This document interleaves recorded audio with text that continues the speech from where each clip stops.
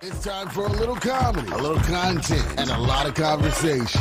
It's the Geno Jones Show, exclusively right here on YouTube. Now here's your host, Geno Jones.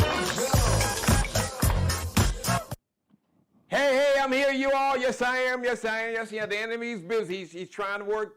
You know, the enemy, Satan, does his thing, but we rebuke him. It is Friday. Yes. You made it. I made it. We made it to another weekend. It is a brand new day. It is the end of the week. The weekend is here. It is a brand new month. Today, August 1st, kicks off the dog days of August. The Geno Jones Show coming to you live Monday through Friday, 7:30. Got that 7:30 p.m. Eastern Time. If you're in Chicago, 6:30 p.m. But we have a new start time, new for about, 6, 7, 8 weeks. 7:30 p.m. Eastern Time, 6:30 p.m. Central Time, 4:30 p.m. live in Los Angeles and Las Vegas. Everybody on the West Coast, please spread the word.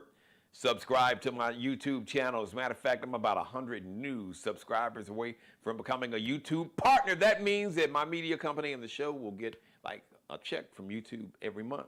So it's so important that we support black-owned business because nobody, oh good, there she is right there. Nobody, I got to click the button. Nobody is going to tell your story. Nobody's going to tell my story, our story, better than we can. So we got to do this. And shout out, we got a new sponsor for the show. Welcome, Courtney Johnson. So the Geno Jones Show welcomes Kojo LLC.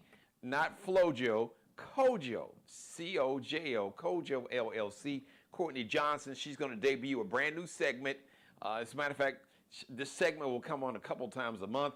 Courtney's Corner. She's a real estate expert. Also, she's an expert in the insurance industry.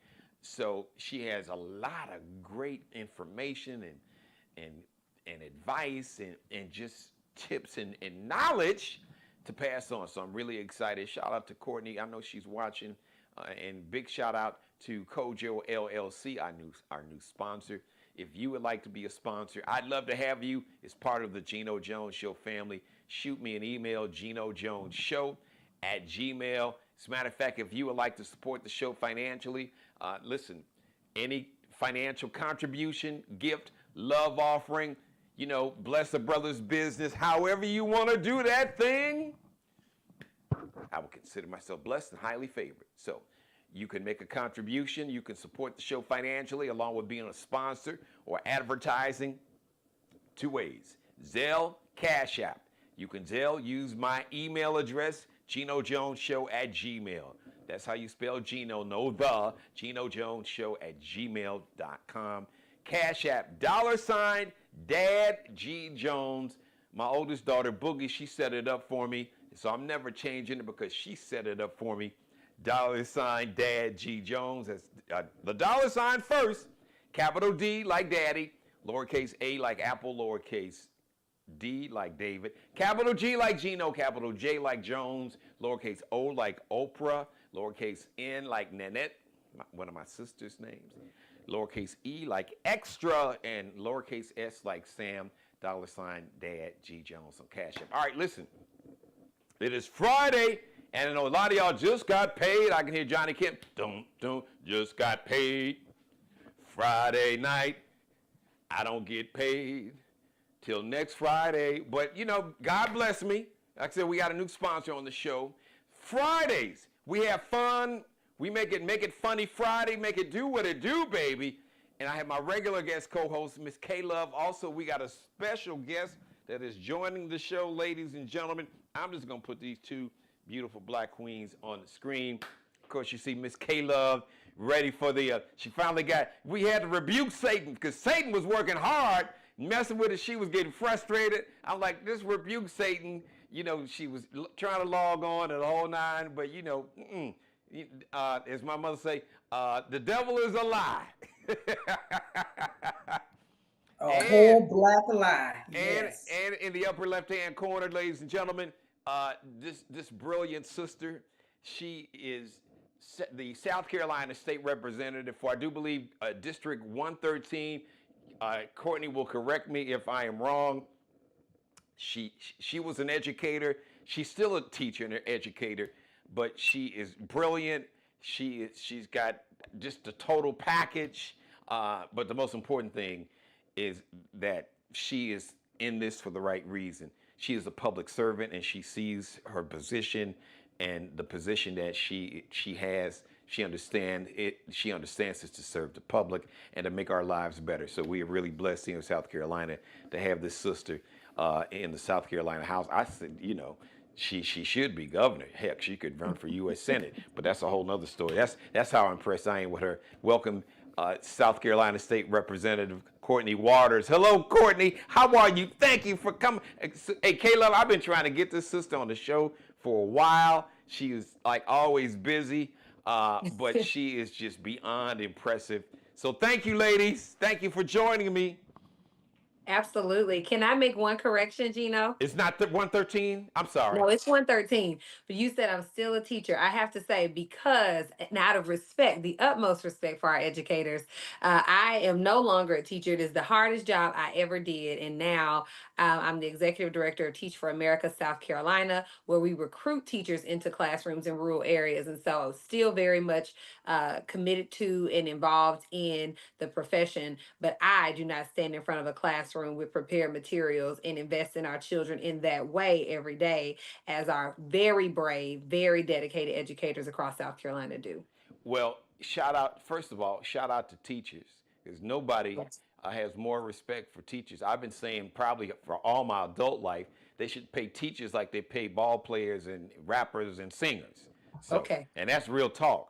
So I should have been, language is specific, so I should have been specific. So when I said that you are a teacher, I didn't mean a teacher in a classroom, because, having a conversation with you and listening to you talk, you are a teacher. You teach people about government. So no, you're not in a formal classroom, but yes, for those, I view you as somebody who teaches. Well, thank you. We've had conversations. I've learned. So you are a teacher. You just teaching in a different way. So God is still using you as the teacher, because I've seen you give speeches and talk in person on social media. So you teaching, my sister. You just teaching in a different way. You sharing knowledge and wisdom. That's teaching. No, you're right. You're right. Thank you. I receive it. And our ancestors, they didn't have a classroom. Sometimes they just had a shade tree, and we sit around that shade tree, or our ancestors, our elders would, we sit on the porch, at their feet, and they would be teaching us. So, from our culture, we always had a very unique and creative way of teaching our, those, underneath us, those that are younger than we are. So I'm just giving you props, my sister. That's all. Thank you. So Kayla, I wanted to introduce Representative Waters to my audience, because she is so impressive. So, Representative, if you don't mind, share a little bit. Give us your origin story, since we were talking about you being a teacher, formal teacher in a classroom. If give us your origin story and what led you to becoming a public servant. Yeah. Well, first of all, thank you so much, Geno. K-Love. Is it Christy or is it K-Love or is it Christy K-Love? Christy K-Love works. Okay, Christy K-Love. So great to meet you. I believe I have met you before, actually. Yeah. Yes, I was like you. Pictures, all that good stuff. Yes, ma'am. Yes, I'm like, I know Christy K-Love. Okay. No, thank you so much for having me, and thank you for the question. I always tell people that for me, it really started as a child. I actually am wired to be in pursuit of justice. From the time that I'm the oldest of 5 kids, I had a single mom, and whether it was taking up for other kids in my class or walking down to this bus stop with my brother because somebody was picking with my brother. And when I tell you, I ain't never been no fighter, but I was not ever going to let anybody pick on my brother or anybody else that could not or would not fight for themselves. And it's really this pursuit of justice that I've just naturally had all of my life that's driven me into public service. But it also starts because of my very humble beginnings. I understand what it's like to live in a household where, you went through the line and in the grocery store, and your mother had to be very particular about what she picked up. And then when you got home that night after she cooked, she was going to make sure that you ate and she wasn't going to eat. But having that in mind, you went to the pot and you didn't fill your plate perhaps as much as you might have wanted to, because you knew somebody was coming behind you that needed to eat as well. I grew up watching my mother wear the same pair of pants for many, many years, and literally pulling them up with a paper clip that she had looped around her zipper because the YKK part had fallen off, and just understanding that we are not all born into this world having, and that's not a determinant of our trajectory and where we can go. But when people look at our children, so often they don't see the value in our kids. And one of the first sort of bucket of water experiences that I had was going from high school to college. I went to a college called Rhodes College, was a private liberal arts college in the middle of Memphis, Tennessee, where I grew up. So I lived in Orange Mound. I lived in Hickory Hill. I lived in those areas in Memphis, but I had never been on the campus of Rhodes, which is Wow. surrounded by a wrought iron gate. So let me And just so jump there's in, this. Mhm. Representative Waters, Courtney. Let me jump in here. I didn't know this all this time. So this is why I stopped her, Caleb. So you, Kayla, I don't know if you remember. I've been here 20 years, but do you remember the city that I worked in, that I was doing radio in before I came here, Caleb? I don't remember the city, but I remember wasn't here. I It do was remember that. Memphis. Were you I, Geno's I, I li- on Yeah. your yes, radio? that was. I grew up listening to that. That is Oh wow! crazy. Now I feel. Oh, now she's. I grew up listening. Well, but Yes, listen. that. I am he. That was Wow. that is So you me. were V101 or you were K96? You I were was V1? no, I went to V. So I started off for a year. I was doing mornings on the hip hop station, Hot 107, and then Yeah. I went to V101. Yes, Okay. I was there. And that's when it was Geno's on your radio. I Yes, eight remember. years. Wow. Wow. Look at Kayla said, "Wow." Wow. That the world is so small. This is too cool. I This know is that That's too is a cool. crazy. wild moment, so I didn't mean it. But when you said that, I was like, I did not know that, Courtney. And this is this, who man, it is a small Right. world. So anyway, It I is. apologize, but just shout out to Memphis because my youngest daughter, Allie, was actually born in Germantown Hospital, because we Yeah. lived in East Memphis and everything. And Yeah. my oldest went to Ridgeway. I went to Ridgeway. Okay, she came out. Boogie came out in 2004. Okay, so she was on Great Lord. See, I've been in Charleston so long, I say things like she was on Great. She was the same age as one of my it's actually my college boyfriend and some of my friends who graduated in '04. I graduated in '07. Okay, she came in and she came out in '04. Oh Okay. yeah, '04. Yeah, I think '04. Yeah, right around there. Oh, no, '04. Yeah. So since now I'm like Wow. I'm fact checking myself. Yep, because Ridgeway was Wow. a middle school and high school. It So was. yeah, It so was. And I didn't go. So my siblings went to Ridgeway Middle. I went to Colonial because I was in the performing arts. I was in theater. okay. And so I went to Colonial Middle. I went to Sherwood Elementary. I went to Colonial Middle, and then I went to Ridgeway High School. And then I went on to Rhodes. All right. So Wow. pick back up at Rose and finish your origin story. Yeah, just recognizing when you got on the campus of Rhodes, where there were 32 Black people in my entire freshman class. No, I think there were 41. I think there were 32 Black women, and there were 9 boys Wow. in my freshman class. And I was meeting students who were very affluent, who were driving Range Rovers, who had gone to boarding school, which I didn't even fully understand was like a thing that a lot of people did.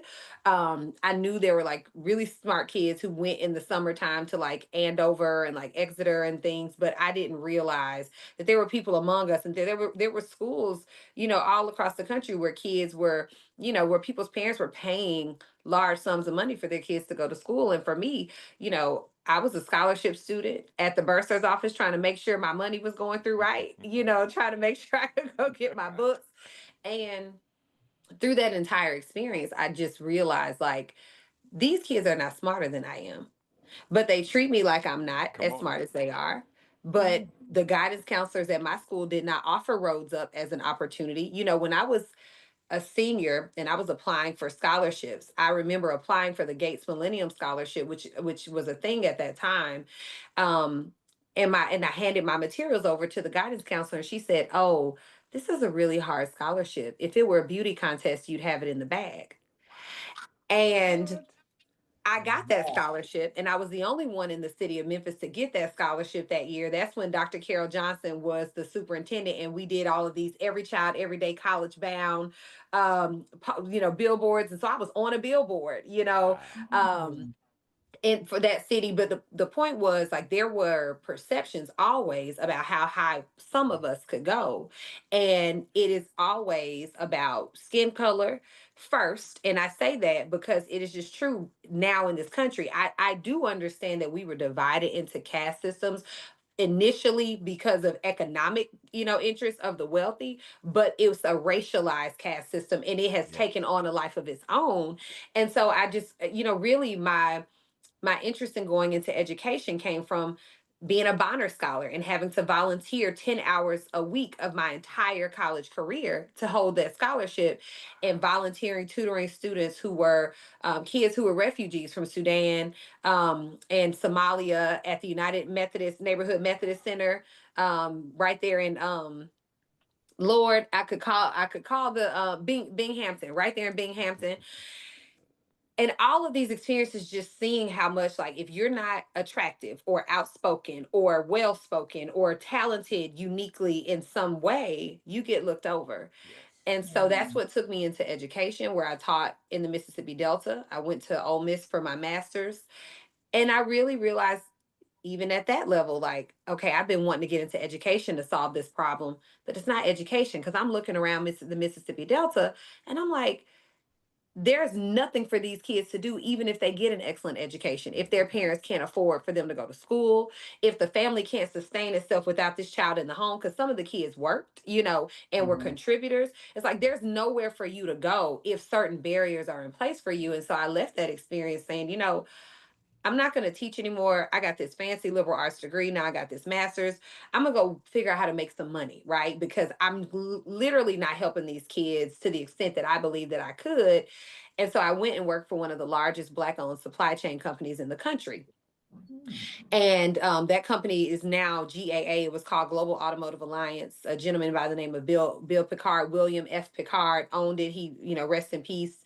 But a man named Sylvester Hester, who was his protege, hired me to be his protege. So I'm getting to follow around the C-suite, the CEO of a $516 million at that time company across the country, working within the National Minority Supplier Development Council, chains, and it's really a beloved organization for me, and a lot of people that I love, who I'll actually get to see this Sunday. And I just saw Sylvester a couple of weeks ago, because lo and behold, he has a facility in my district. And so all of these things come full circle. But through that experience, I got to see Black wealth. And I'm like, all right, so we have Black millionaires. We have people who are giving back to the community, but this is still not helping. We're still only scratching the surface, barely even at that. And so I decided, like, my heart called me back to education, started working for TFA. But that job, that supply chain job, moved me to Charleston because of our work with Boeing. And Okay. so I've been here for over a decade, got involved in community, really. Um, you know, I say this unashamedly, but it is unconventional. Typically, you have folks who are really embedded in the community already. But quite frankly, Charleston took a chance on me. And that's one of the reasons why I believe I have to serve excellently, and I owe a debt of gratitude, because my neighbors would hear me talk, and we would have conversations, and they decided, you need to run for something. Wow. But nobody knew if I was going to be worth my salt, or if I was really going to do. I had a small group of people who were like, we believe in you. You should run for school board. And I did that. And I served for those 4 years. And quite frankly, Moms for Liberty taking over the school board was the best thing that could have happened to me, because it helped me understand, like, no, you got to go in with some force in this thing, and you got to be willing to put it all on the table. And you can't be so concerned about making friends and alliances that you don't do what you know you Come on. have to do when you get there, Ooh, say that. because those folks unabashedly will tear down the system. They are not ashamed with their stupid, ignorant comments. They will say whatever, and they will go full speed ahead. And then we're sitting there like, oh, but if I say that, it'll upset these people. And that we can't do that. And so anyway, I gave a long, but, like, because you told me we had time, I'm like, We for you to really understand. and you do have time. You have as much time as you have. So when you run out of time, that's when you run out of time. So just Okay. it's because it's a compelling story, and I'm just even more impressed. But I will tell you that your neighbors saw what I saw in you. So it's obvious. I mean, it's like walking outside and the sun is out with no clouds and just blue skies. So they saw what I saw the first time that I saw you and heard you speak. So it's pretty evident, and you're really humble about it because you're busy doing the work. But you are definitely, it's an anointing on what you're doing. So that's just my personal take. So here we are. So now you had neighbors that said you need to run for something, and you were on the school board. Because I've said this so many times. I mean, we got to start where we are. People that's complaining, and I do want you to speak to that because I hear a lot of feedback, and I'm sure you do, that people are frustrated with the Democratic Party brand. Even though what people, for me, and I've been preaching this and just saying this on the show, it is beyond a political affiliation. It is beyond really an ideology. We are in a time to where it's a choice between humanity and people that see the humanity of others and that have a sense of humanity, compassion, empathy, decency, character, morality, and the other side that has no humanity, don't give a shit about nobody, says that empathy is a weakness, like Elon Musk said. So it's just really about, are we going to treat each other in a humane way, or are we going to be inhumane? Now, that's just my take of Representative Waters, but you could kind of give me your take since you are in the belly of the beast, as they say. So kind of give us your take on the times that we're living in now, and how, and in spite of the climate, how are you going to be able to navigate and still deliver? Because I know it's a passion for you. You and I talked off camera, so I know that this is in your core, this is in your DNA, in your bone marrow. So kind of give us your perspective on the times that we're living in now. The reality is we have to think about the experience of people first. I actually am unconventional in terms of, being a Democrat on a ticket. I'm a Democrat. I've always voted democratically because strategically it is my only option, right? But by and large, if I look at my district, if I look at District 113 and I look at the average person who's choosing to sit out, who's not engaged, they're not engaged because they have not experienced a material difference in their lives, whether they went or didn't go. Oh, say that. And so I think that the Democratic Party has a long way to go, right? Like, it's not like we learned from this last election. It's not enough anymore to be like, those are the bad guys over here and we're the good guys. Because the people look and they say, well, none of y'all are good, in my opinion. And like, there's so many surveys that go out, to poll folks, and people are not really having higher perceptions of the Democratic Party than they are of the Republican Party. And so for me, cutting through that is getting away from. And it's funny, Pastor Dixon says this a lot, and I had nothing. We worked together on school board, but I had not really been engaged in like working with him in that until school board. And I do agree with something that he says, which is like we got to talk about like the work and democratic values, and make sure that we don't hold so stringently to the party itself, because the party is made up of people, and we got to make sure that the people who are deciding to start getting active and push in see themselves as able to make change inside of that engine, because if they can't, they're going to either opt out or they're going to choose other paths. Yes. And I think the party, like as an engine, needs to recognize that like people are not just running back to it in droves. And so I have to cut through the noise and just be about the people. Am I hearing an issue that I apologize if you hear noise, background noise?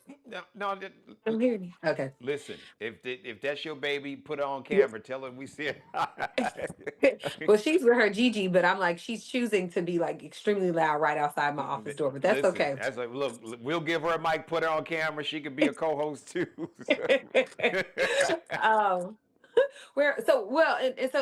Essentially, like I can truthfully say I have not figured out, being so new to the seat, like what are the strategic, like and tactical things I'm going to do to be effective to bring home wins. I know I've got to get there and build relationships and build my own credibility in another way, but when it comes to just being somebody who can galvanize and re-attract or like re-energize people toward voting and getting involved again, I have to be where the people are. And so it's exhausting. I will be honest about that. Like trying to be most places that I'm asked to be is exhausting. But so many people never have access. Like I was at a neighborhood association meeting this past week, and I gave a legislative update, and they were like, "Well, we've never gotten a legislative update before." And I was like, "Okay, well, this tells me I'm in the right place and I'm doing the right thing because folks need to know what is happening. And when bills get pre-filed, in October, we need to make sure we're getting that list to the people so they can look through it, categorize it for them so that we can say, hey, this is education related, this is tax related, this is energy related, this is both, and make sure that they can look to where things matter to them. But it has to be put in front of them over and over again, as you and I talked about offline, like for them to realize, okay, I do have an opportunity. There's a small window of opportunity for me to make a difference here. And if I stay plugged in, I can actually get in there. And let me just piggyback on that, Representative Waters, because Courtney, you and I did talk. We talked. We really. So Caleb, the only thing we didn't have was like the camera and the live, because I'm in the car because traffic. I don't know what the hell happened on Dorchester and International. But I was saying, and it's been one of the themes of my show, and I know Caleb, you've seen these episodes because I've talked about it so many times. I looked at the camera and said, listen, the politicians that you elect, they are not the leaders. The people, the people are the leaders. And the people have the power. And if you don't like what the people who are in power are doing, if you don't like the direction of a particular party, these are delivery systems. I guess I'm gonna just try to simplify it. And Representative Waters, you can correct me. Caleb, you can jump in.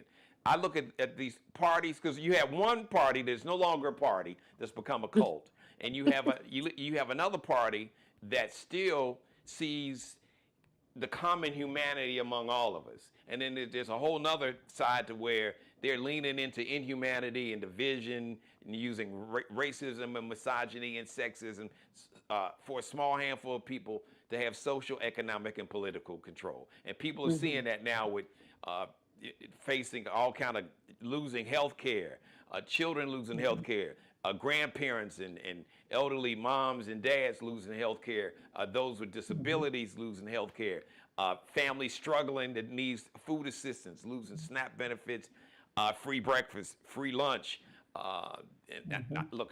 housing assistance, housing vouchers for Elon Musk to get more money, who gets $8 million a day, $8 million a day of federal taxpayer dollars. So anybody that got paid today that's got FICA on your check, Elon Musk got some of your money. So that's where and if somebody in your family is losing their health insurance or their food assistance, okay, it's that crew. So, but you have the power, and that's what Representative Waters was telling you. You are the leaders. Representative Waters, she will correct me if I'm wrong. We talked about it last night. You get to determine representatives, be it state representatives, senators, governors, even you name the office. They are in these jobs to make your lives better. They are there. You have the power. They are working for you, whether you know it or not. Lean into your power. You have that power. And if you don't like the way something is going, take it over. If this MAGA code didn't do one thing well they did, they said, listen, we are just taking over this. The Republican Party, as you knew it, does not exist. So they're just delivery systems. Take it over. Support people like Representative Waters. All right? You support them and reach out to her and let her know, hey, look, hey, sis, I need you to do this. Listen, my grandmother's in a nursing home. They're talking about closing her nursing home. we struggling. We don't have anywhere to put her. Or, I've got a niece, if she loses Medicaid, she's a juvenile diabetic, or she's got epilepsy, or she had seizures, or, asthma. So they work now. Representative Waters, if I said anything wrong, please correct me. No, nothing wrong at all. And I want to add something because I know Christy K. Love needs to get into the conversation. If I could add something very quickly, it's just that what I have observed is that people like Moms for Liberty, the Freedom Caucus, these are people who, right, wrong, or indifferent, demand that the government does a thing on their behalf. We have to start demanding that the government do things or does things on our behalf. I love that. We had ancestors who did, right? Briggs v. Elliott would not have happened if folks hadn't decided we're not going to keep paying our taxes into a system and we don't even have a bus to send our kids to school on. You know what I'm saying? Like, people also have to realize integration fights were not about Black folk being with white folk. We love everybody. Black people love everybody. But that wasn't the point. We didn't have to sit next to them in a. But if we were going to be paying our taxes, we needed to have equal facilities. We needed to have as much of a shot at the American dream as anybody else did. And that's what our ancestors did. They demanded something. And somewhere along the way, we relaxed into this complacency where we say, well, shoot, them people ain't going to change nothing anyway. And so I'm not even going to get involved. That's the wrong attitude because they owe you something. Something is due to you by virtue of you living here, paying, waking up every day, going to work, grinding the gears of the economy, paying taxes into it. Every time you turn on your light switch, you got to pay somebody some money. And they're actually owing you money back in terms of energy efficiency, and you name the system, there's something that you're owed back. But because we don't demand anything from the system anymore, we don't get engaged and we give away our power. But the power is you're paying for it. And if you stop paying for it, this thing wouldn't even work.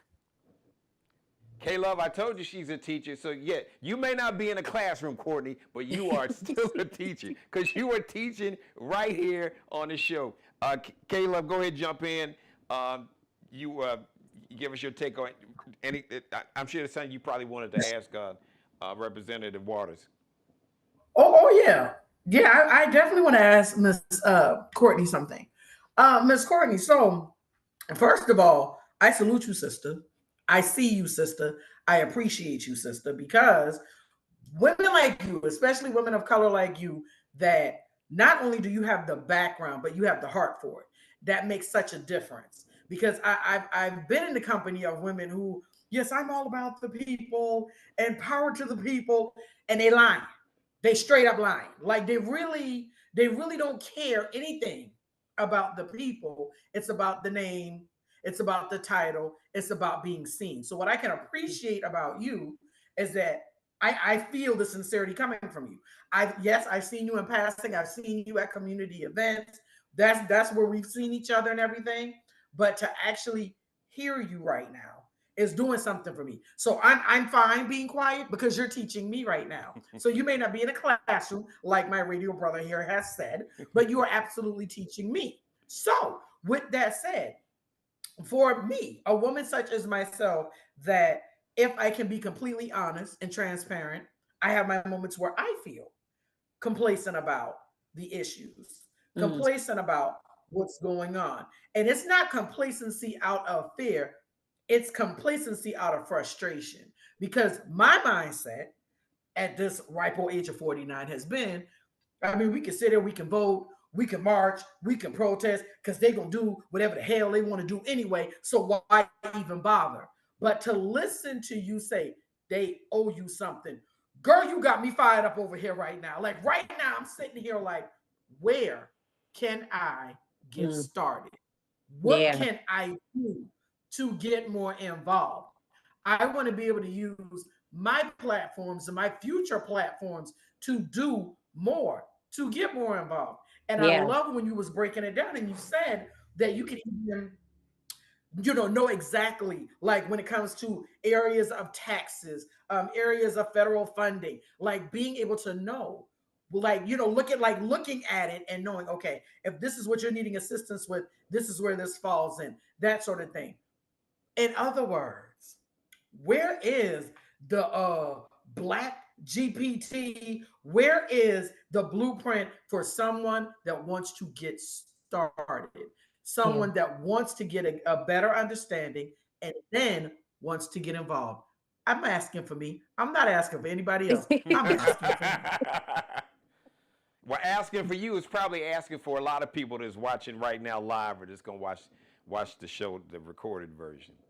Yeah, yeah. That's an incredible question. And I'll be honest, it's one that everybody's asking because this is just a moment where folks are fired up and they got a lot of energy and they don't know where to aim it.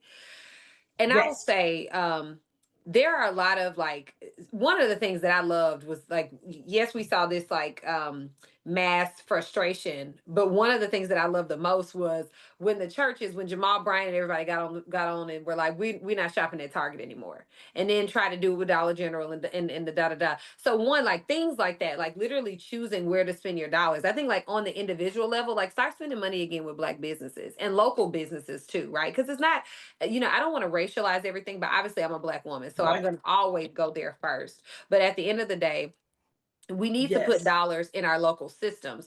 I was sharing this the other day at an event that the Democratic Party threw. Well, a young man, actually a 17-year-old young man, actually wanted to bring some people together to talk about this big bogus bill that we've got before us. And my section was to talk about SNAP and social benefits. And one of the interesting things was SNAP is a stabilizer for our government, right? So, like that program actually puts dollars back into the economy. And in a recession, it's one of those things that actually puts like $1.50 for every dollar spent back into the economy. And it happens locally because people use SNAP in their local communities. So for every Mhm. dollar invested in your local community, you can believe that that dollar is going to be spent. So like spending your dollars locally and those types of things are like immediate, simple things to do. When I think about organizations, everybody will always hear me shout out Audrey Lane and Letitia Vaughn with the E3 Foundation, Educate, Empower, Elevate. They have really started out with a lens toward education, but it's really economics and like workforce and all of these things. But they are educating people every session on the bills that are going to be harmful to our people. So go to the e3foundation.org. I believe it's .org. If it's not .org, it's .com. Give us that And get again. on there, Give us that again. the e3foundation.org, Okay. because these are two sisters in our community who are every session paying attention. And I'm not, don't let me not forget Craig Logan, because he works over there too. A brother is helping them, working with them too. So shout out to Craig.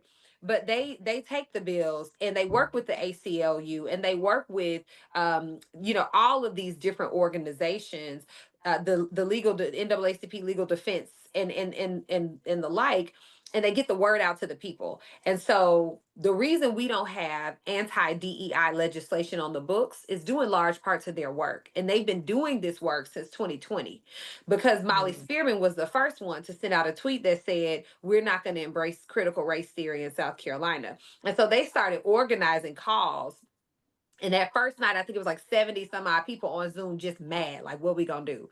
And so this is an example of like, this is an organization that was already in motion, ready to go. And they started having convenings. They educate people. They go up to Columbia and they actually speak in hearings and testify. And they send out a blast, because this ain't no like, nobody's a hero in this. So they're asking, who's coming with me? Who, if you can't come because you can't take off work, who's sending a statement? And so the E3 Foundation is a great way to get involved. We have 5051 right now that's doing a lot of organizing of protests in all these different places. There's a woman, Tracy Tapp, I believe it's her last name. But 5051 is like a national network, Yes. but here in Charleston, they've been doing protests in Hampton Park and in a lot of different pockets. Mhm. And so those are Mhm. ways to show up and protest if you want, but also a group that meets like every other Thursday via Zoom to talk about what's happening. And I told Tracy the other day that I want to start driving some more Black folk to the spaces, but let me be clear. And I was frank with her too. So I'm not saying anything to you that I didn't say to her directly. I always name our organizations first because we don't ever leave us out of the conversation. Sometimes when we go fight with other people, their movement gets lift And when it comes to issues of race, Come they on. stop. Say it. And we never get anything. And so I said to her, I want to drive some people to this because I think it's great. And I think we need to have a multiracial, multi-religious, like all of the things, like multi-denominational movement. But you have to recognize that we have a list of demands too. And we're not gonna appreciate at all if it gets to us and you get silent.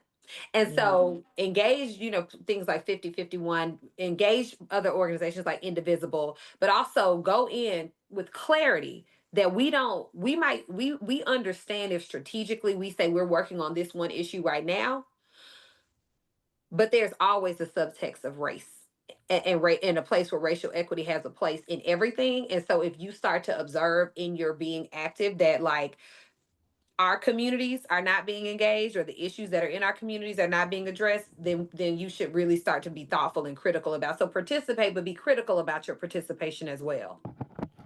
See, K-Love, you see Okay. why I love this sister? Yes, ma'am. And I want Yes, you, ma'am. I Yes, want you to ma'am. send that organization, was Absolutely. it the E3 organization? Please Yes. send them my way. Tell them I want to have them on the show, that they can have a regular platform. They have a platform to where they can come on a regular basis and get the word out, because I've really been saying this since November 6th. We are all we got. But the Hmm. truth is, we All we we need. we are all we need, and we got everything we need when we come That's together. right. Or That's right. continue, because many of us have come together. The majority of black folks do come together. That trope that all black folks don't stick together, that's bullshit. Just like there's a lot of other It's ignorant, racist bullshit tropes that have been foisted upon us because we don't control media, we don't control the printing press. I've had those monologues I've been talking about for almost 5 years now. yeah. So, but the truth is, we are all we got, we are all we need, and we got Yeah. everything we need. And people who want our demise, they know it because they want to steal our talent, our treasure, our intellectual property, our brilliance. Come on, art, music, dance, fashion, sports. I Hmm. could go on and on and on and on and on. So I just, so Courtney, what, tell me, because we talked about, and Caleb, I think you and I have talked about this before. It's so important to speak to folks that have tapped out. And Caleb, I'm so glad that, because you are the living embodiment of, what I've been asking those in public office. 40% of the eligible black voters nationwide didn't vote in November. Hmm. 40%. Yeah. 40% of all the eligible black voters who could have voted didn't vote. I don't know what the numbers are here in South Carolina. You may know, but shout out to Reverend William Barber. He crunched the numbers. So over a million, I think it was 1,016,000 eligible black voters in Georgia didn't vote last November. Mm. 661,000 eligible black voters who were eligible to vote in North Carolina didn't vote. And I'm sure there's some probably similar numbers. A third of this state, Courtney, Representative Waters, you know this, you were in office. A third of this state consists of African Americans. We are giving away our power. So I know you spoke to it, but like, if you walk into a hair salon or barber shop, or see somebody at a supermarket, sisters or brothers like Christy that ask you that kind of question, that got frustrated and hadn't, as you said, hadn't seen results.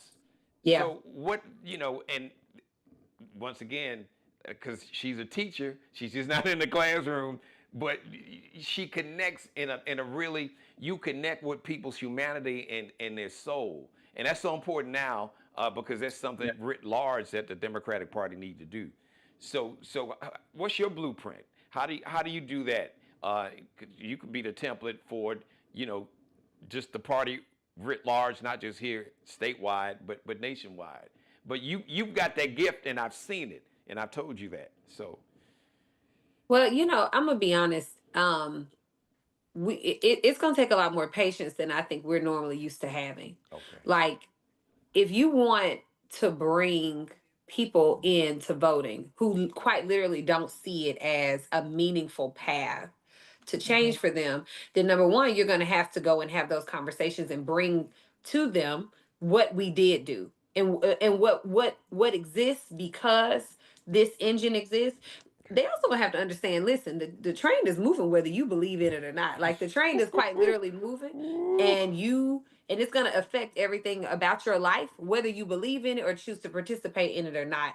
And you can't say that from like a preachy perspective. I'm really saying that from a perspective of like, if I'm one-on-one with a person, if are there things in your life that you believe could be better? Tell me what some of them are. And then I have to be knowledgeable enough to say, so if this were in a, if there's an organization, this is an institution or an agency that should be working for you, that's not, have you ever called them? And I got to be okay with having that conversation 5 or 6 or 7 or 8 or 9 or 10 more times, because it's not, I knocked on so many doors when I was running for this seat. One of the things I was not going to do was assume that my time on school board would have made me familiar to people, because believe it or not, it didn't. Not in mass, right? Because it's like you could really exist in a world where you think everybody knows what you're up to and everybody's heard about what you've been doing. And that's that believing your reading your own press clipping stuff that you yeah. just cannot do. You cannot afford to do, because the truth is, when I went on and knocked on people's doors, they were like, and who are you now? And like, and not everybody, there were some beautiful moments where people were like, oh my gosh, girl, I saw you on that school board. You already had my vote. There were those moments, but there were a lot of moments where it was like, and what? And we have an election? Why? What's going on? And this has been on the news. This has been in the paper. But there are people who are really so involved in what they are doing to sustain themselves every day that they're not looking up. And you had that conversation with them, and they might even want to do something with that information, but they got a million other things going on. And so one of the things that I think, like, I don't even know how to wrap my arms around this work yet, is that we just about need street teams just going out over and over. Like, they'll tell you, like, you need to touch every door, 2 times or 3 times, or 4, depending on the race, and you need to send 6 pieces of mail, 3 pieces of mail. You need street teams operating from January to December, knocking on doors, touching people all the time, not just going to churches, but going into every community. And one of the things that you really got to focus on, see, you can take the easy route in more affluent or organized communities and just go to an association meeting, at least as a starting point. Now, mind you, you're going to be talking to like 1% of the community. Like, the whole community ain't going to those either. But at least they have a mechanism for getting the word out. But I have communities in my district that don't even have an association. So nobody's actually communicating with each other on a regular basis. And you do need to start with those organizations going door to door to door.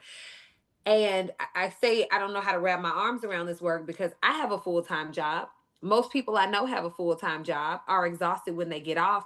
And so I'm like, we really need to like get a grassroots like canvassing campaign that just lasts all year and get people to sign up, and somebody needs to stay on the phones. But like, that's the kind of stuff we need to fundraise to be able to pay somebody to do.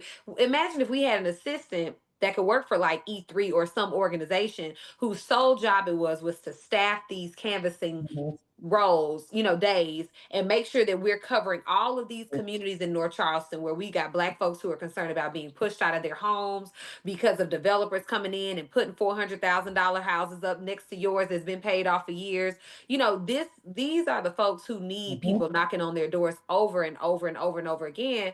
And because the last thing that I would say is, we are dealing with a plan that worked.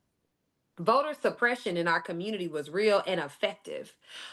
When you heard we got the permission to vote, but Uncle Ray Ray got shot when he went to go register, and we still didn't get any real gains. And then MLK got shot. Malcolm X got shot before that.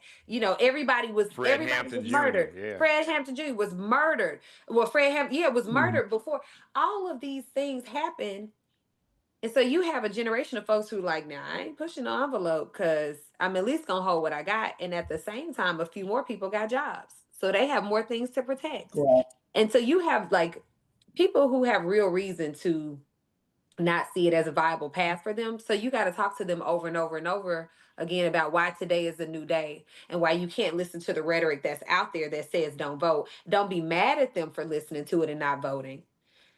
Because I know very intelligent people who understand that the vote is like the first step, but we got to convince them that this is like incredibly important, because if they're not at least voting, they ain't doing nothing else. Correct. And Courtney, I always tell, and I've been saying this, Kayla, Correct. she can co-sign, and I said it before the election, and I say it afterwards. If voting wasn't important, why is it that the people who are telling you and paying people to disillusion you and tell you your vote doesn't count and it don't matter and these folks ain't black enough, why is it that those people turn out?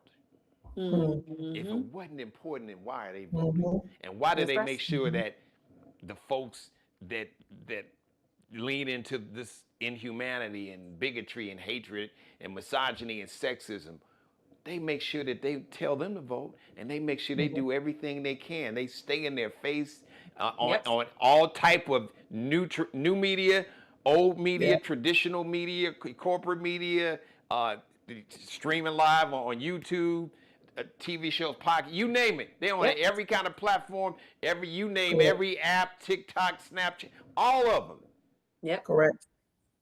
So they are. But these same people are telling you your vote don't count. Yeah.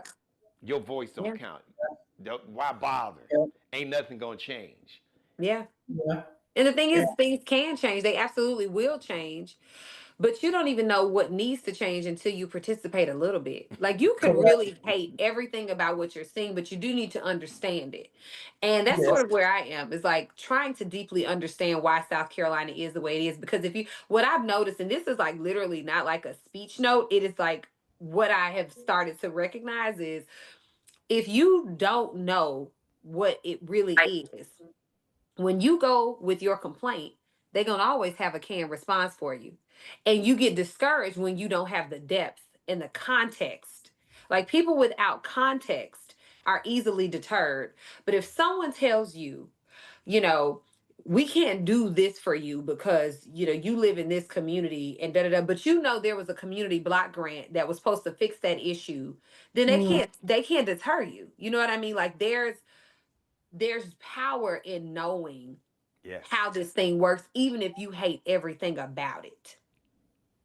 And if you hate it, change it. And change it by being a part of it. Or supporting somebody that you feel, okay, you know what? My little niece, my little cousin, my sister, they just they got a law degree, they're a political science major, or they could be a teacher like Courtney was, or just someone in the media, like K-Love and myself. Support them. Put your money behind them. Save some of that money that you're going to spend at the NBA All-Star Game weekend, or going down to the Super Bowl party or the Essence Festival. Do all that, the Cincinnati music, all that. That's great. But, let's be smart and strategic. So, K-Love, did you, she kind of lit that fire. Did you have a follow-up question? You want to get some more guidance? She kind of shared the blueprint. Listen. First of all, I've been over here jotting down notes and stuff. I see her writing. I don't know, Courtney, if you noticed, but I saw she looking down. I've been jotting down notes because like I said earlier, it's just I've been so frustrated by everything. And then for me I am absolutely an empath. So I feel things on a deeper level, to the point where it can physically affect me. So it makes me, of course you understand, Geno, because we kindred, spirits and whatnot. But it's yes. So, but it's to the point where it'll make me want to withdraw and not be involved. But there's this urging within me. There's this beckoning within me that says, no, Christy, you I know you don't feel like being bothered, because of course there's that part of me like, man, the hell with them, because even if we go and do all this, they're going to do what they're going to do. Yeah. But that's how they want us to feel. That's exactly what they want us to stay. They want us to feel that it's ineffective. And like Geno even said, They convinced a lot of people. And they Don't even know bother voting.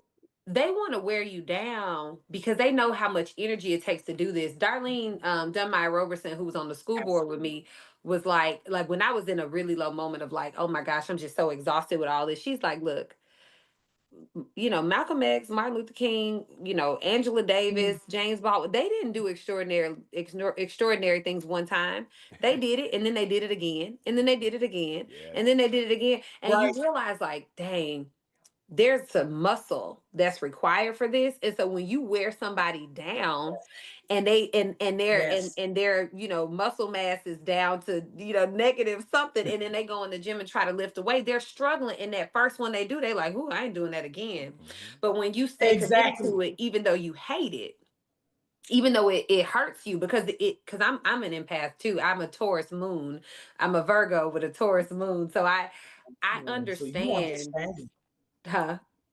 You understand. I We understand said too. actually said it together. You understand. You totally Yeah. understand. It's like everything, like I would literally be in tears after like seeing something that happens. And then I have to pull myself together and say, all right, now I got to speak to it intelligently. And I need to speak to it to people Wow. who don't like emotion, right? Who don't Yes. understand that like emotion is powerful. I know they don't get this, so let me just try. And it takes a lot of like people in my life who like talk me down when I need to. And I think that's the other thing. Like we have to hold each other because nothing is done alone. And I've been so blessed Yes. in Charleston to meet some dynamic women who have just poured into me and kept things out of my way when they needed to be out of my way. And that's been a blessing because you need that. And so even as people think about getting engaged, it is rough.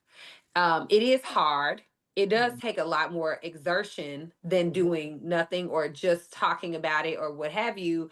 But the only way to get to the other side is to start to push that rock. And Mhm. we have to push it. And so finding people in your lives too who are on that same path, because the thing is you get fired up about something and then you go sit with some more people who say, oh, whatever, you kind of get right back into that. Yes. That part. Yes. I Yes, am. Because ma'am. I'm around people who are like, no, if you don't do it, who gonna do it? And like they also understand, like, all right, you said you was taking a break. Bye, sis. We only want to hear like so it's a both and. It's not this like because I don't believe in like grind culture, like like I rest. I Right. believe in resting. I believe Yes, in That's ma'am. rest. important. You got to do that. Yeah. Very important, Yeah. and a I lot of people mean, don't understand that. rest is short. Like the root word for restore, restoration. You've had not your mind. I say mind, body, soul, spirit, or body, Mm, mind, soul, spirit. They're all connected. mm, That's yes, right. All this is connected. So, correct. K-Love, you see why I'm so impressed. Courtney, thank you for coming on the show.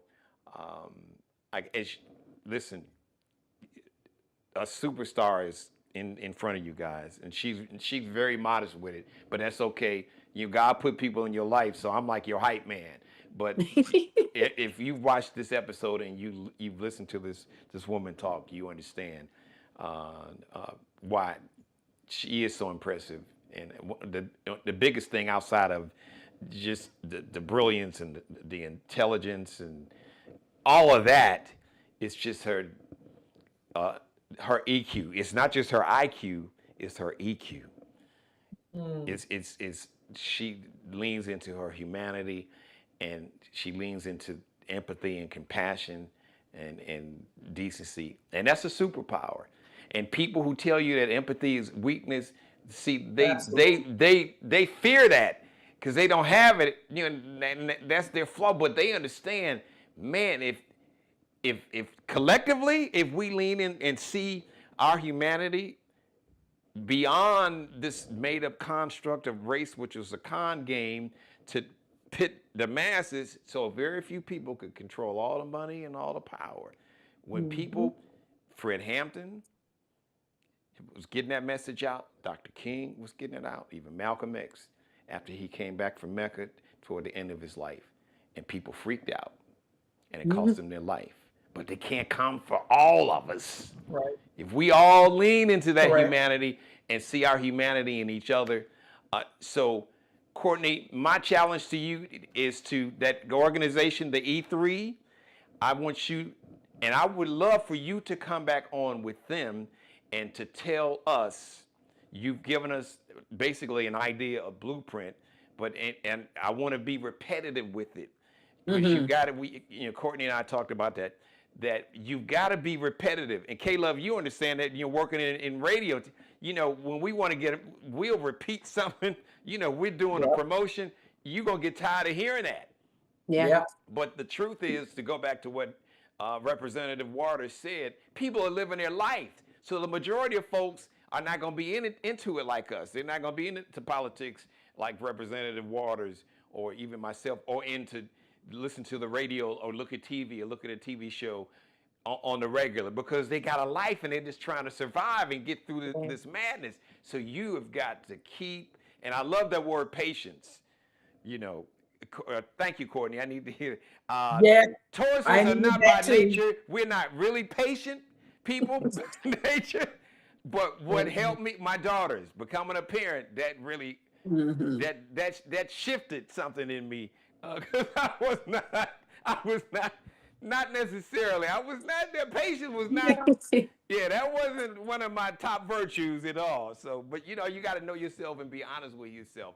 So I want you to, and you check your calendar. But when you come back, I would love for you to bring the two sisters and the brother that's running that organization. Yes. Give it to us again so people can go check it out and support it. Yeah. E3 what?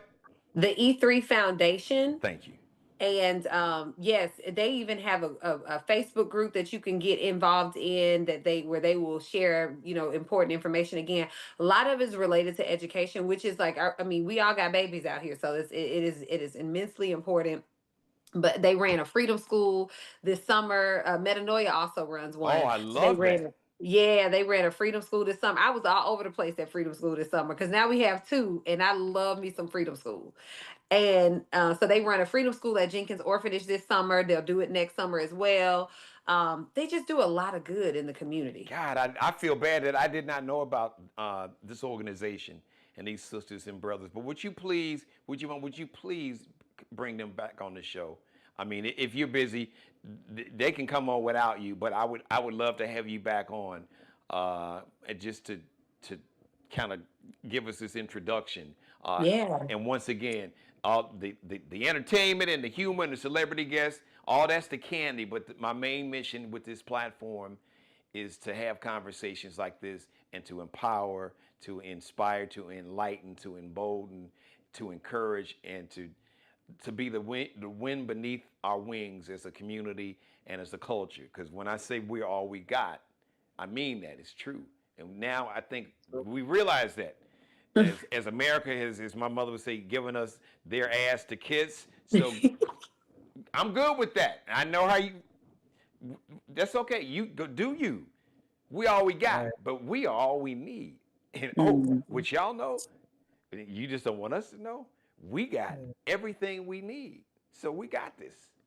We got this over there. The freedom schools. I love all that. So please, and we'll reach out to each other next week. You'll let me know when you Yes. can come back, come back on with them, or if you can't, I'd just love to have them. But let them know that they have a platform, they have a permanent home to just get the message out to. Because my thing is, let's do. You were talking about how nice would it be to try to build up or to get enough people to come in and support, volunteer, whatever. So Yep. I want that. That's going to be one of my goals. Let's do that, and Yeah. let's use this platform and use any other platform that you can get. But I'm opening my home up and this Yeah. show and this platform. We gonna do that here, and that is I'm standing on business on that. So please help me do that, because that's so. And thank you for even telling us about this organization, Representative Yes. Waters. Thank you. Absolutely. Caleb, you got anything you want to share with Representative Waters, and then Courtney, I'm gonna give you the last word. Yes. I just again want to thank you seriously, Representative Waters, just for educating me on this evening, for reigniting a little bit begrudgingly, okay, a little bit begrudgingly, because sometimes it's easier to just stay withdrawn. It's easier to stay quiet, but I'm going to have to learn how to be patient while some things start to slowly but surely change. So Yes. I just want to thank you for your dedication and the fight, for your dedication to education in or out of the classroom, because big kids like me, child, we need help. We do. We need a little bit of, And we need some guidance. We do. and And we need a lot of prayer. and let me and Yes. let me just say this, and it may be somewhat awkward, but it shouldn't be just because I'm a man, but because I have women in my life that I love. As family, I have women in my life that I love as friends and colleagues and people like Courtney. November was hard. The morning of November 6th was hard. My mother was literally in tears. Mm-hmm. Even both of my daughters, I eventually Mm-hmm. talked to. It just Damaris, my wife. There were so many. They just reflected millions of black women, because black women really poured their heart and soul and spirit for a lot Mm-hmm. of reasons. And Mm-hmm. Representative Waters. So I'm always going to be 10 toes down supporting black women. So I'm just saying all that to say that, K Love, I understand why you feel the way you do. Hmm. Heck, it was a lot of dudes, but it just hit different because black women have supported everybody else. Black women have voted for white men. Black women voted for a white woman to be president when white women didn't support her. Hmm. You Right. have more black women that voted for Hillary Clinton than white women did. Mm-hmm. So Well, black the women thing, have always stood 10 toes down. So yeah, you all deserve the right to be like, okay, you know what? We'll blank Yep. all you all, but they Yep. want us to tap out. And then with warriors like Representative Waters, I'm always 10 toes down. So I just wanted to interject and correct me if I'm wrong. no. Representative Waters, you can speak to that and take us home, whatever's on your heart, whatever God has placed on your heart or is on your spirit, feel free to share it with us. Well, actually, I really appreciate the last two comments that y'all made, and it really was a perfect setup to help me think about what the last thing that I would say would be. And it's absolutely true that um black women have held everybody down. Mm-hmm. And it was and is hurtful. I mean, and I've always known this, but it's hurtful to like have the empirical data, the proof that if you have the choice between a felon, somebody who is going to take your health care, take your benefits away, someone who is only in it for themselves, someone who is quite literally a pedophile, who doesn't want the Epstein files released because he knows his name is going to be in them, and a black woman, and that black woman would save you, that you still wouldn't choose that black woman if choosing her meant she was going to get a little bit of power more than you thought she should have. Right. And that is hurtful to know, but it's also not new, right? Right. And we can get into this on a different conversation, which I would love to, because I love to talk about like, just the black woman's experience in general. But what I would say is we still cannot take the bait. One of my girlfriends brought this to my attention, and I was like, man, I'm gonna hold on to this, and I'm gonna keep saying it. One of my girlfriends, Vanity, is in a doctoral program. She was talking with her thesis professor, who's another black woman, about this soft life epidemic. Like everybody's like, Mm-hmm. I'm in my soft girl era, and I'm like, I'm not doing anything, I can't be bothered. But remember, black women are the ones who are always on the front lines. Always. So to neutralize a people, you neutralize their front line.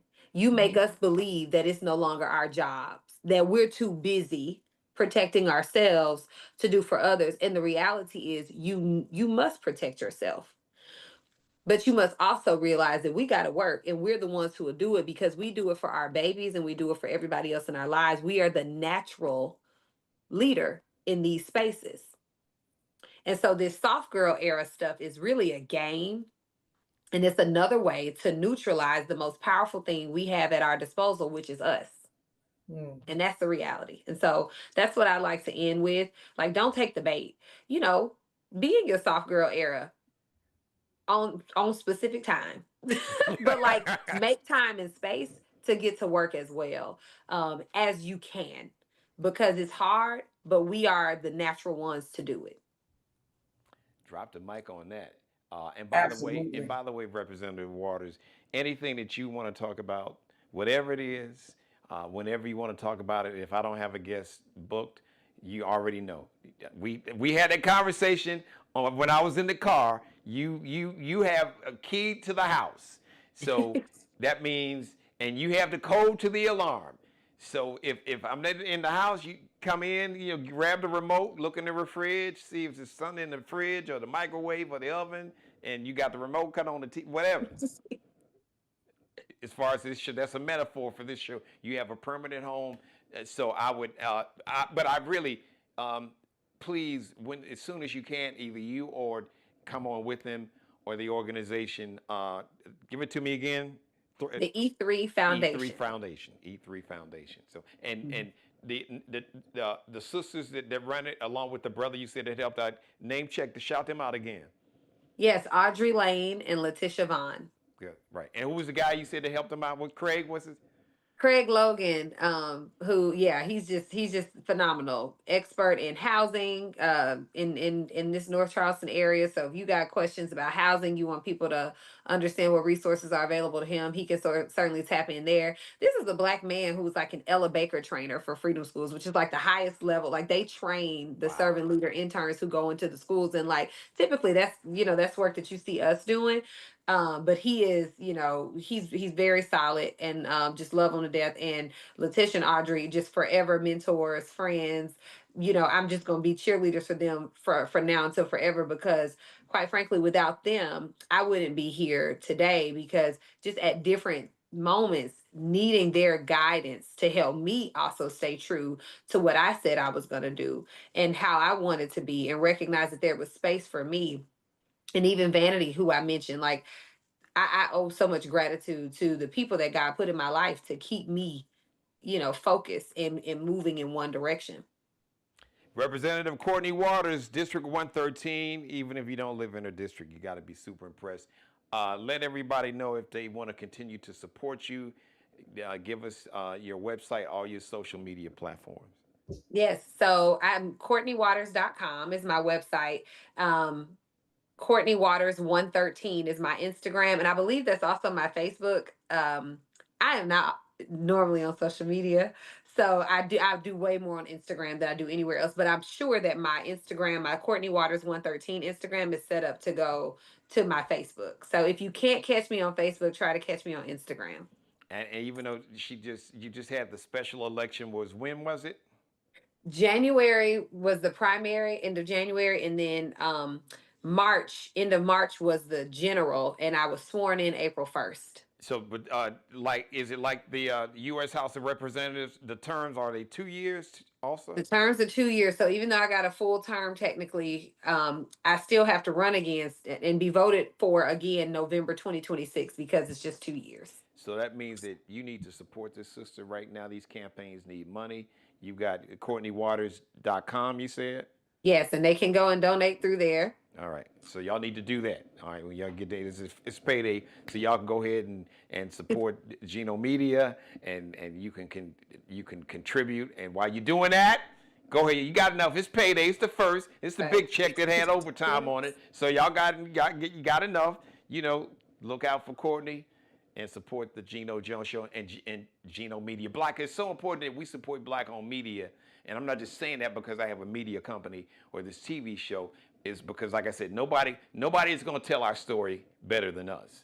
As a matter of fact, They don't even want, like Representative Waters told, they don't even want our story told. That's why they banned taking books out of libraries. They don't even want us to exist.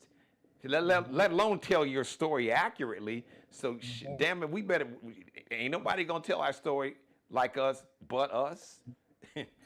So let's do it. Have a great weekend. Thank your mom, and shout out to your baby girl, and shout out to my man, my brother. I know he is out of town, but tell him I am standing on business. I'm going to speak to some young men tomorrow, Boys to Men. It's a Boys to Men conference, and it's a back to school bash. and shout out to Bush Kennedy and his wife Lisa.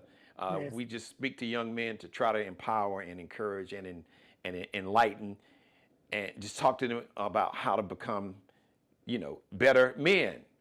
As from boys and teenagers and even grown men, we have some conversations where, the goal is to kind of get rid of some of these myths about what a man is. And like I said I've said it on a couple episodes. There's a difference between a male and a man. All right, having male genitalia is Friday. I'm just K-Love no, because so I'm sorry. Going, having a dick don't make you a man. It makes you a male. There's a difference. And see, people don't understand, and there are too many men who don't understand the difference between being a male and being a man, because with being a man comes responsibility, accountability, along with the courage, but humanity, empathy, compassion, not just an IQ, but an EQ, leaning into all that to become a total person. Not just like you see the dude in the gym, he arms all swole up, but his legs look like a number 2 pencil. It's like, dude, you gotta have some leg day. You can't just be pump it up and don't get no cardio in. So it's a whole, like I said, body, mind, soul, and spirit. Thank you, Representative Waters. Enjoy your weekend, and I'm looking forward to having you back anytime that you want to. But let's definitely get our friends, E3 Foundation. They're doing great work, so people need to know about. Like I wanted to introduce you and your origin story to my audience. So thank you so much, K-Love. Thank you. You are killing the game. Real quick. So Representative Waters, she's in a pageant. So K-Love, before we get out here, let our Representative Waters and everybody else give us an update on your pageant that you got coming up. Yes, me and the ladies that are competing for 2025 Miss Plus Size Charleston 2025. We are so excited. Met Gala is going down Saturday, September 27th. First Baptist Church on James Island. Me and 6 other juicy, big backed beauties. We about to do our thing. Yes, big backed unite. Yes, juices with some booties. Yes, we sure are. Super excited to do our thing. Tickets are live now. They are on sale. You can connect with any of us to get your tickets. We have an Eventbrite link up for that. We have general admission and VIP available. We are so excited. We are truly so excited. You can connect with me on IG. It's Miss Christie with a K. So MISSKRISTIE. Miss Christie Love 511 on IG. And we can go from there. Connect with us. We right now are running the People's Choice Award online. I am lagging just a little bit. So if you will visit my page and grab that link, slide a sister a vote or two, I'd appreciate it. It's posted on my IG as well as my Facebook. My Facebook is Christy K. Love Baxter. Yes, I have 2 pages. Don't worry about the other page. What I'm telling you is Christy K. Love Baxter. If you go on there and you'll see my pageant post, go ahead and hit that pageant vote and let me get a vote. Or 2 or 3. All right, so the link is on it's on Facebook, you said Instagram, TikTok. Yes. Where's it at? It's on IG on Miss Christie Love 511 as well as Christy K. Love Baxter. It is on my other page, Christy Baxter McLaurin, but and that's it's Facebook. So I'm just saying, tell everybody where so they can find it on Facebook, Instagram, where else? What about TikTok? Oh, I hadn't put it on TikTok. Okay. I probably will add it to TikTok, but right now it's on IG and Facebook. IG and Facebook. All right. So do that, and text me that link. I'm glad you mentioned that. So okay. All right. Thank you, K-Love. Thank you, Representative Courtney Waters. Man, I love you. You are just so impressive. So we'll see. Like I said, this is your home, so we'll see you soon. See you soon. See you soon. Have a great weekend. Tell mom and the baby. Tell mom thank you. Tell the baby. Tell the baby girl I said hi. All right, K-Love. Have a great weekend, And we're going to make this episode go viral. So I'm about to email it to you when I wrap up the show. I'm going to do that now. And K-Love, K-Love, she won't be with me next Friday. So I don't know. Maybe we may have to move Friday to Thursday, K-Love. I don't know if you can do that. If not, but y'all won't see K-Love for, I guess, 2 weeks, because she won't be able to make it next Friday. Yeah, I'll be back the following week. Right. So, all right. But we'll talk. Don't worry. I'll badger you. I'll wait till Sunday, because I may have to move you up, because we got this synergy. Right. So I don't know. The audience may not want miss you for 2 weeks. So maybe we'll have to make the Friday edition, the Thursday edition of the Friday show. So we'll let me know. You know how to find me. Cool. Thank you, ladies. Have a great weekend. Oh, man, they are awesome. Let me get back on camera here myself. Thank you for letting me be a part of your life. As always, God bless each and every one of you, and especially you, God, most of all. Thank you for letting me do the Geno Jones Show live Monday through Friday. New start time, 7:30 p.m. Eastern, 7:30 p.m. Eastern time, 6:30 p.m. Central time, 4:30 p.m. on the West Coast. Live in Las Vegas, Los Angeles, everybody on the West Coast, Pacific time, 4:30 p.m. The Geno Jones Show welcomes a new sponsor, Kojo LLC, Kojo LLC. Courtney Johnson will debut. She is the CEO, and we're going to debut a new segment on the show called Courtney's Corner. She's a real estate expert, insurance expert, so she's got a lot of great information and knowledge to share with you, and I'm excited for Courtney's Corner. And thank you, Courtney. We're honored to have you as a new sponsor of the Geno Jones Show. And I would love to have you as part of the Geno Jones Show family as a sponsor or advertise. You can reach out to me via Gmail. Use my email address, GenoJonesShow@gmail. I'll get you all the sponsorship information. Geno Jones Show, @gmail. If you'd like to support the show financially, it's so important. Like I said, we support Black-owned media. So no contribution, no financial gift is too small or too large. $5, $50 million, $5 billion. It's all good. So 2 ways you can support the show financially. You can make a love offering, or you can make a financial contribution, or give a financial gift. Via Zelle, use my email address, GenoJonesShow@gmail. GenoJonesShow@gmail. Or you can cash app $Dad G Jones, all one word, $Dad G Jones, capital D, lowercase a, lowercase d, capital G, capital J, lowercase o, lowercase n, lowercase e, lowercase s, $Dad G Jones. Have a great weekend, everybody. Me and you Monday live, 7:30 p.m. Eastern, 6:30 Central Time, 4:30 p.m. on the West Coast. We'll see you then. If you missed any of this episode or any episode this week, make it a Geno Jones Show binge watch weekend. Subscribe and tune in to the next episode of the Geno Jones Show, exclusively right here on YouTube.